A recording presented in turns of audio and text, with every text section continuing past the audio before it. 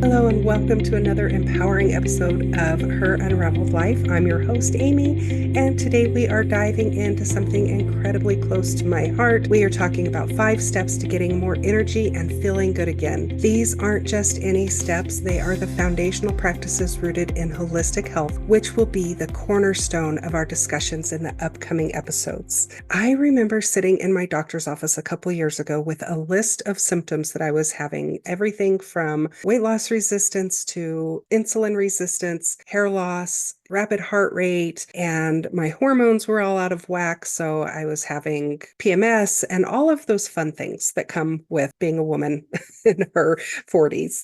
And she wanted to work with me to come up with a plan of action, which was great. And I know that she thought that I was going to say that I wanted to lose weight. She wanted me to prioritize what I wanted to focus on first. And my top priority and my answer was simply, I just want to feel good again. I really didn't care where we focused our energy. I just wanted to feel good again. And so between the two of us, we did a little bit of research and we discovered a couple of different things that we could really focus in on that were going to give me more energy and help me feel good again. And so these are those things that we planned together and that I focused on for quite some time. And they really made a huge difference. And in fact, I started feeling better just within a couple of weeks of making these and implementing these. So I wanted to share these with you today, and they are part of my 6 phase build method, which is a framework that I have passionately created to guide us towards holistic health and well-being. And I just want you to remember that getting healthy does not have to be so complicated. While finding the root cause might require further investigation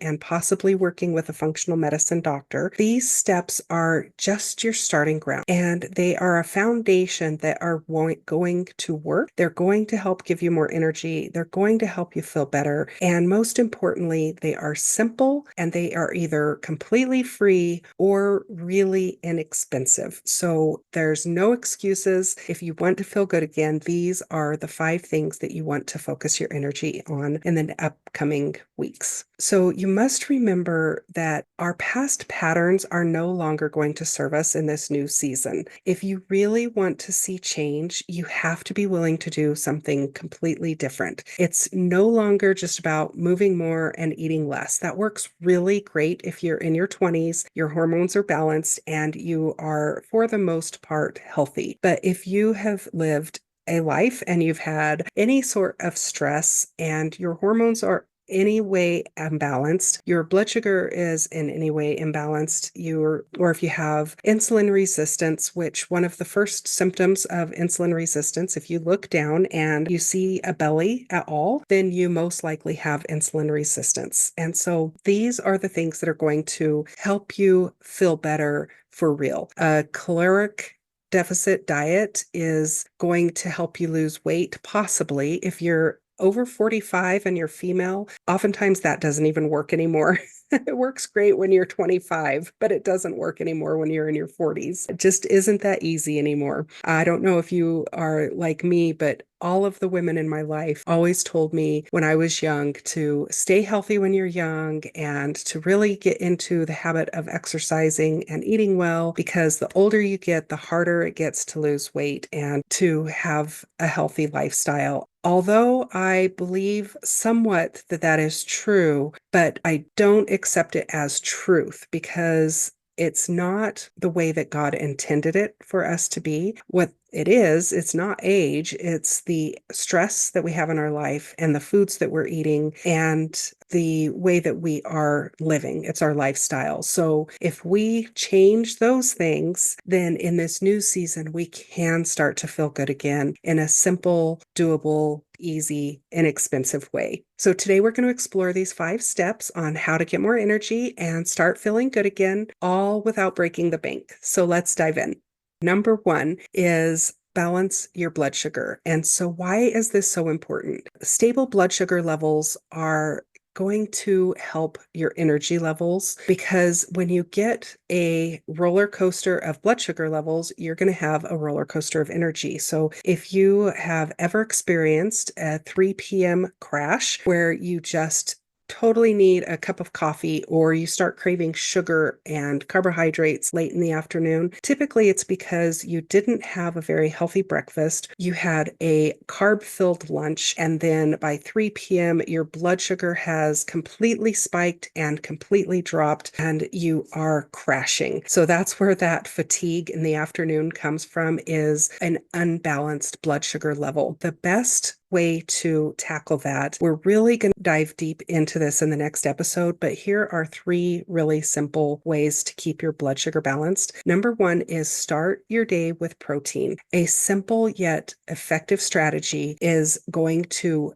completely change the game for you. You want to aim for at least 30 grams of protein at breakfast, lunch, and dinner. Most of us get hardly that in an entire day. But if you can aim for 90 grams of protein per day, you are going to really see a fast increase in your energy levels and where you start feeling good again. And if you don't shoot for 90 and you feel like you could go even higher, you want to do half of your body weight in grams of your ideal weight. And so if your ideal weight is 150, then you can do half of that and start increasing it incrementally until you get to your ideal body weight in grams per day. That is the ultimate goal, but aiming for half of your ideal body weight in grams, or 30 grams per meal. So that would be a total of 90 grams per day. You're really going to start seeing an impact in your energy.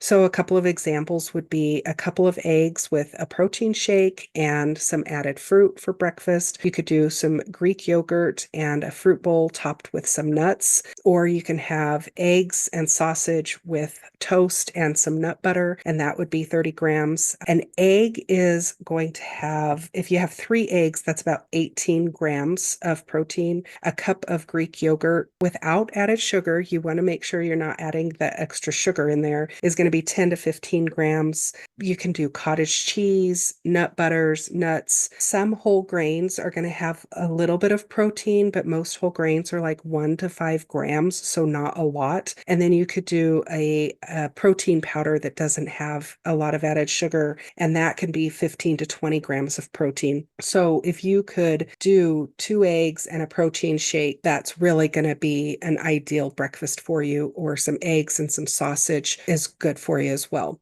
If you're going to snack, the second tip, if you snack throughout the day, you want to snack smart. And so you want to combine your food in a way that is going to keep your blood sugar from spiking. Anytime that you eat any sort of carbohydrate, you want to add fiber with it, or a fat, or a protein. And so ideally, if you could have avocado toast, that's going to give you the fiber and the fat with that carbohydrate of toast. And you can do nuts or seeds, Greek yogurt. Greek yogurt frozen with a little bit of fruit and berries in it is a really good snack. And these are going to help boost your energy and keep your blood sugar level. One that a lot of people don't realize that can impact your blood sugar is staying hydrated. You never want to underestimate the power of water, but you don't want to just drink a whole bunch of water, because when you do that, you're actually going to, if say, for example, you drink a gallon of water per day, that is good in the eyes of staying hydrated, except you're going to start draining all of the minerals that are really essential to helping to keep your body energized as well. So you want to have a little bit of sea salt in your water, or have the electrolyte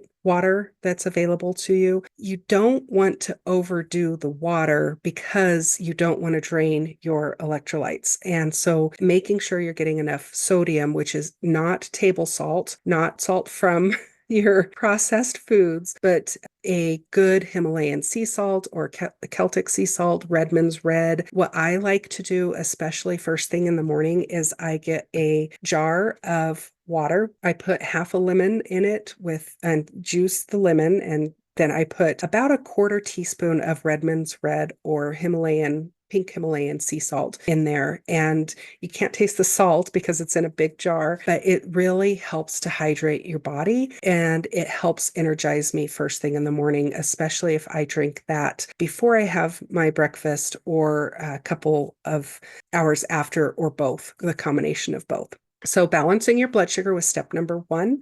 Step number two is move your body. And I know that a lot of people believe that moving your body is to burn calories. That's this mindset that we've gotten. But really, you want to think about moving your body as more of a way of getting your lymphatics moving, because our lymphatic system is the one system in our body that doesn't have a pump. So we have blood in our body and our heart pumps the blood. And we have all kinds of different systems in our body that work well together. But our lymphatic system, if we're not moving, it just kind of sits there and it doesn't move. And so you want to make sure that you're moving your body, even if you can take short walks and walk for 10 minutes after each meal. That's going to be do two things. Number one, it's going to help boost your energy and it's going to help clear your mind. So it's actually, there's going to be three things. The third thing that it does is if you walk for 10 minutes, just 10 minutes after your meal, it's going to keep your blood sugar from spiking after you have that meal. So especially if you have a high carbohydrate meal, you want to just move for 10 minutes. And it doesn't even have to be walking. You can dance for 10 minutes, or you can get a small trampoline and jump on it. You can sweep your kitchen or do dishes and move your feet back and forth and shuffle just a little bit. As long as you are moving for 10 minutes after your meal, it's going to boost your energy and help keep your blood sugar from spiking as well. And then you also want to stretch regularly. You want to keep your body flexible, your blood flowing, and it's going to boost your energy when you stretch regularly as well. You can incorporate desk exercises. You can do simple leg lifts or desk push-ups that can reinvigorate your body throughout the day. Those things are very simple. You don't have to have a gym membership. And especially if you have autoimmunity or chronic stress and chronic fatigue, you don't want to really do a high impact exercise until your body is in a better place. I was in a position where I would walk for a couple miles a day and then I would be exhausted and it wasn't giving me more energy. It was actually draining my energy. And anytime that I would do any sort of HIIT exercises, which is high impact jumping and cardiovascular exercises, anything that I did that was exerting my body would actually do the opposite of what I was expecting it to do. It was not helping my energy levels. It was draining my energy levels. And I later found out that I have Epstein-Barr virus. And right now it's in complete remission and dormant. But when it's active, if I do too much exercise, it can reactivate it. And when I have reactivated Epstein-Barr virus, we're talking about severe fatigue for 12 to 18 months. So I don't like to exert too much because of that. But I know that as I continue down this path of holistic health, that it will change and I will be able to exert more as my body heals. But right now, my main concern is making sure that my lymphatics are moving, that my muscles are being stretched, that my joints are healthy. And I'm not stressing about moving because that's just going to increase my cortisol levels and add more stress, which is going to do the opposite of what we want to do. And that move takes us to number three, and that is manage stress. Stress will drain your energy like nothing else. And energy and stress are like water and oil. They just don't mix. So a couple of different things that you can do to manage your stress is practice deep breathing. You can do what's called the 4-7-8 technique. It's a simple tool and it really helps with calming your mind. Basically, what you do is you breathe in for 4 seconds or 4 counts. You hold it for 7 counts and then you breathe out for 8 counts. You can do the 4-4-4 method, which is the same thing, but you do 4 in, hold for 4, and breathe out for 4. And just taking a couple of deep breaths per day, you will realize that it has been a really long time since you've taken a breath. So why don't we do it now? Let's just stop for just a minute, close our eyes, breathe in for 4, hold it for 4, and breathe out for 4. And then I want you to do some circles with your shoulders and relax them. If your tongue is pressed up against the roof of your mouth, relax your tongue and do another breath in for 4.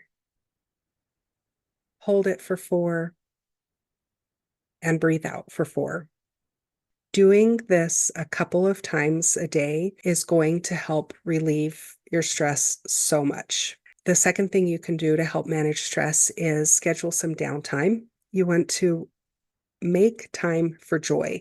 It says in the Bible that joy is our strength. And so it's not just leisure, it's essential for balancing your life. And joy can be a weapon against the enemy, because when we are joyful, the enemy cannot touch us, because joy is our strength. And it's very clear that that is true in the Bible. So we want to make sure that we're scheduling some downtime and incorporating joy into our life. And joy can be completely different than happiness, because joy is not just an emotion, it's a state of being. And so it doesn't matter what circumstances you are facing, you can still have joy. Happiness is more connected with the circumstances. So when my daughter walks in the room, it makes me happy. Or when my puppy is licking my face and we're playing together and she's wiggling around, that makes me happy. But joy can be something that we can grasp on even in the most difficult times. Number 3, the third thing within lowering your stress, is limit your screen time. Reducing your exposure, especially before bedtime, can significantly improve your sleep quality and your energy levels as well.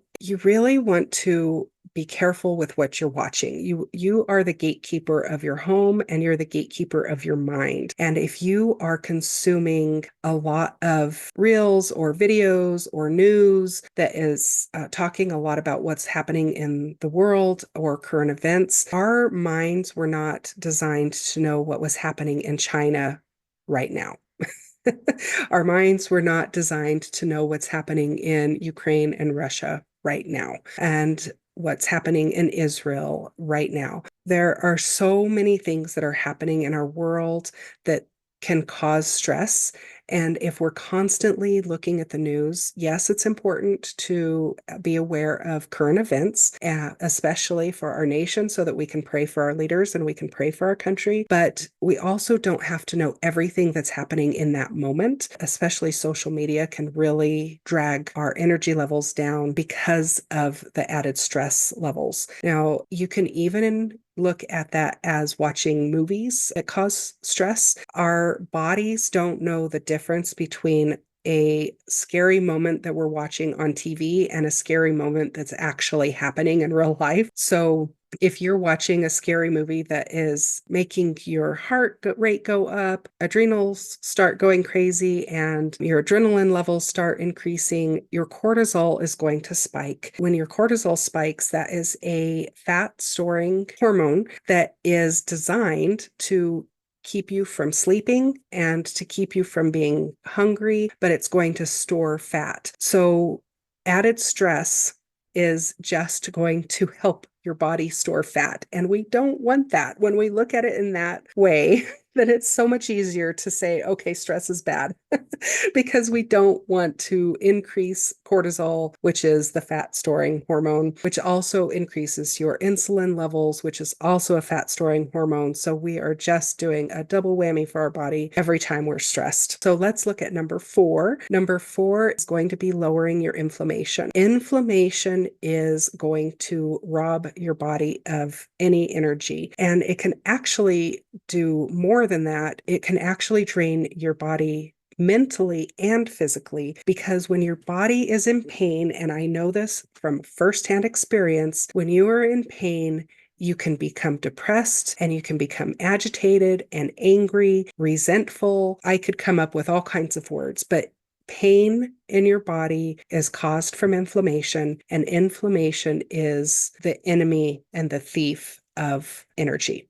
It's just going to rob you of any energy mentally and physically. And so you want to eat an anti-inflammatory diet and have foods that are going to nurture your body. Nature provides us with lots of allies that can help with this. High antioxidant foods like berries and leafy greens, fatty fish, and those are very healing to our body. Any type of healthy fat like avocado and nuts, even butter or ghee is very good for your body and can help lower inflammation. You want to avoid processed foods and any type of vegetable oil or canola oil. Those are going to increase and skyrocket the inflammation in your body and in your mind. When you have inflammation in your mind and you're eating a ton of processed foods and foods that are high in sugar and high in inflammatory foods, you actually can create brain fog. And so if you're not thinking clearly, you want to really look at your inflammation markers and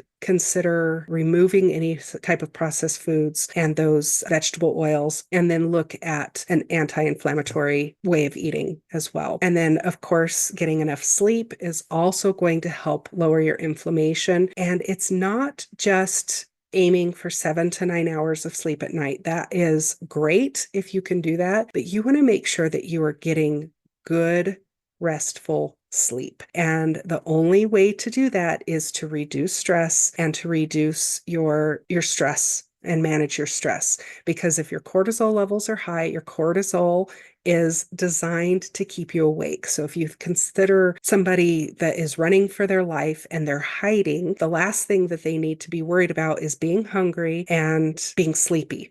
And so our body was designed to, when we're in fear or our life is in danger, then cortisol remains high, and that keeps us from needing food and needing sleep. Now, as soon as that cortisol drops, then we get hungry and sleepy, and sometimes we need a lot of sleep, but sometimes we have such chronically stressed lives that cortisol never drops. And that's when we start getting adrenal fatigue, because our adrenals are always going, that cortisol is always high, it's always storing fat, and we're never sleeping well because our cortisol is high. It is impossible to sleep well when you are living a high stress life.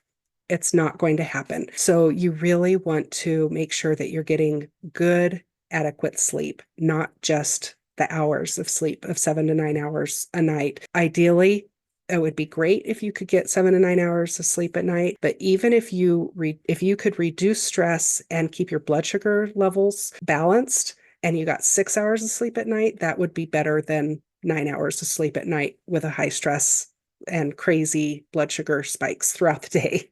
And then number 5, this is the last one that we're going to talk about today, about increasing your energy level, and that is to get into the Word. Our spiritual health is just as important as our physical and our mental well-being. A couple of different things that you can do is you can look at daily devotions. You can begin and end your day with just a couple of minutes in a devotional or a couple of minutes right in the Bible. You can start reading. I'm focusing on Proverbs right now because I've been praying for wisdom, and so who better else than to read what Solomon wrote in the Bible about wisdom? Just reading a proverb in the morning and then going to Song of Solomon in the evening, or sometimes I'll go into the New Testament and read something in the New Testament. Right now, I'm just focusing on Proverbs for sure, and then whatever the Spirit leads me to do in the evening. And then having a devotional as well to help guide you through that. I have my 21 days of prayer and fasting devotional, which helps guide you and get you into the Word every day for 21 days, and that can help build the habit of doing that as well. You can also meditate on Scripture, choosing a verse to meditate on and allowing its wisdom to just permeate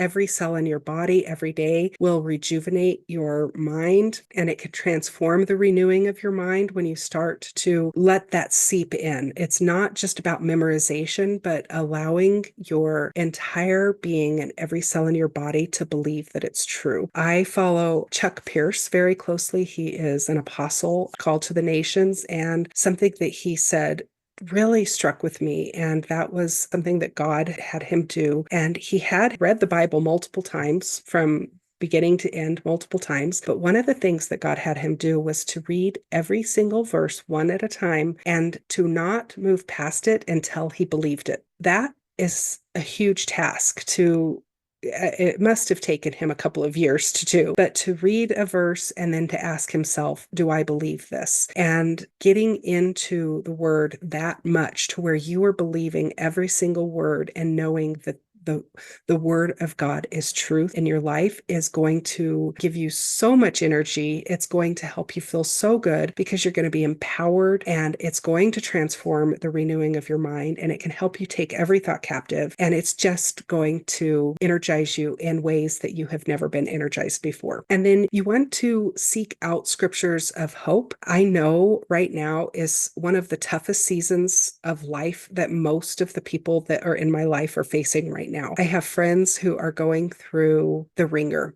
I am heartbroken by some of the things that my friends are going through right now. Everything from health issues with cancer to other health issues to divorce and struggling with their children and their kids struggling. And if we just forget what's going on outside the world and just look at our circle and our own health and our own lives and our own families, it can be heartbreaking with what's happening right now. It is heartbreaking what's happening right now. And if you can seek out scriptures that are going to give you hope, something that you can hold on to, knowing that God is good all the time and believing that, and knowing that everything that ever had to be accomplished and needed to be accomplished was accomplished at Calvary.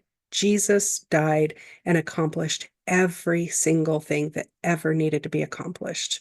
Really grasping that and knowing it. Proverbs 4:22 tells us, it says, "My son, pay attention to what I say. Turn your ears to my word, for they are life to those who find them and health to one's body." So Proverbs begins and it starts a lot with, this is how you have wisdom, and wisdom and knowledge come from fear of the Lord. And just having the fear of the Lord, paying attention to what he says, you are going to have so much wisdom and knowing what to do when we're facing those trials in life. And it even says right here that you will have health in your body when you go to the word. And when you seek out God, it promises that we will find him when we seek him. He hasn't gone anywhere. He's always right next to us, ready for us, but it's us who disengage from him and his presence. And so we want to just make sure that we are in his presence, worshiping him daily, just getting into the word and feeling his presence, because he promises to give us peace beyond understanding.